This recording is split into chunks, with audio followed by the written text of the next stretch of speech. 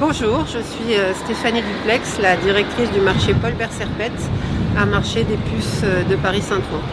Je vais vous emmener vous promener dans nos allées à la rencontre de plusieurs antiquaires. On va voir monsieur William Lefebvre et on verra aussi madame Véronique Scaviner et madame Françoise Baudel. Nous sommes dans le marché Paul Bert-Serpette au sein des puces de Paris-Saint-Ouen. Alors le Paul Bert-Serpette, c'est deux établissements, un couvert de 170 boutiques et un extérieur de 275 boutiques. Là, nous sommes dans l'allée 2, dans le stand de William Lefebvre. Bonjour. Généraliste sur les antiquités plutôt quelle époque? Plutôt 19e, 18e Voilà. et 20e. Tu nous parlerais un peu de ta marchandise de prédilection?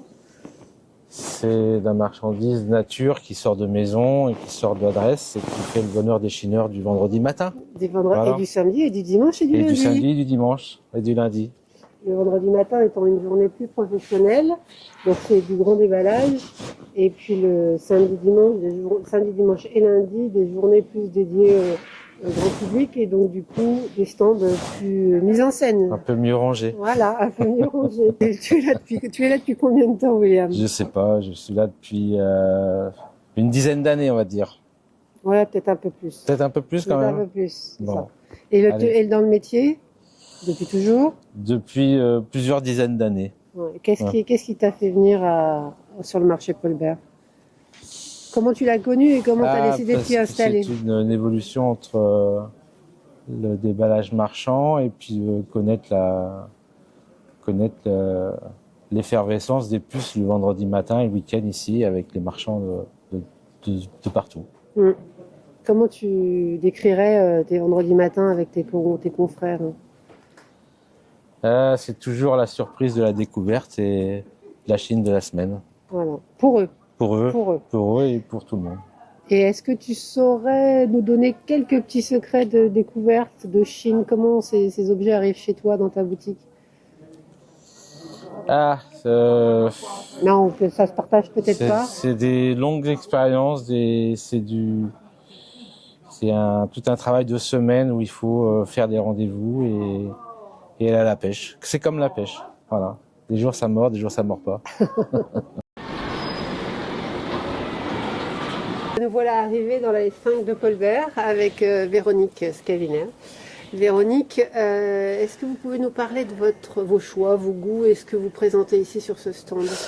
Alors bonjour, tout d'abord, ma marchandise de prédilection, ce sont les céramiques des années 50-60, françaises et européennes, ainsi que tout ce qui est naturaliste, c'est-à-dire des herbiers marins très rares, des algues. J'ai une belle collection d'algues bretonnes des années 40, des planches naturalistes du début 20e et également des gravures du 19e. Voilà, c'est essentiellement ce que je fais.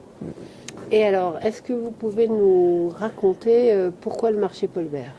Alors le marché Paul Bert, c'était un rêve de longue date. J'y suis pas arrivée pour différentes raisons immédiatement, mais en tout cas depuis un peu plus de 4 ans j'y suis très heureuse d'être là.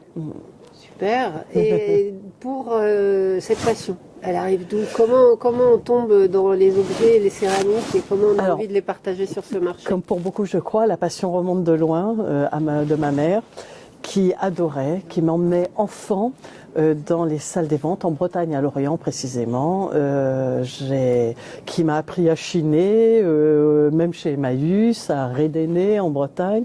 Et j'ai eu le goût, ma mère, mon père était marin, n'était pas souvent là, et c'est ma mère qui a décoré une grande maison en Bretagne, notre maison familiale.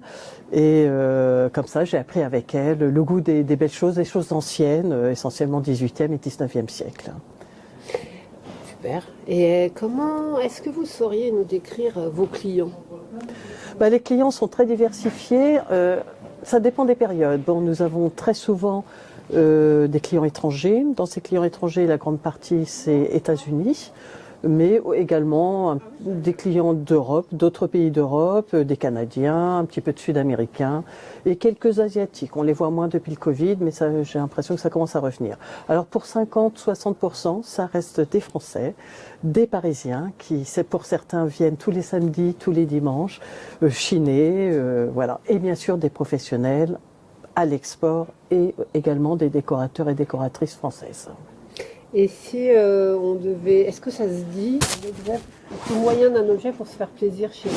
Alors, chez moi, hein, parce que évidemment c'est très diversifié, Appelbert et Serpette. Mon ami qui est à côté et moi, nous avons fait le choix de proposer des choses abordables. Donc très souvent en dessous de 1 000 euros. Concernant mes céramiques, ça va de 100 à 1000, 1200. Pour les gravures, ça dépend des objets. On est toujours à la recherche de choses particulières. On cherche pas les grands noms. Enfin, mon ami un peu plus sur le design, mais moi, ce qui est important, c'est l'authenticité du vrai ancien. Et puis des prix ajustés pour vendre davantage. Et voilà.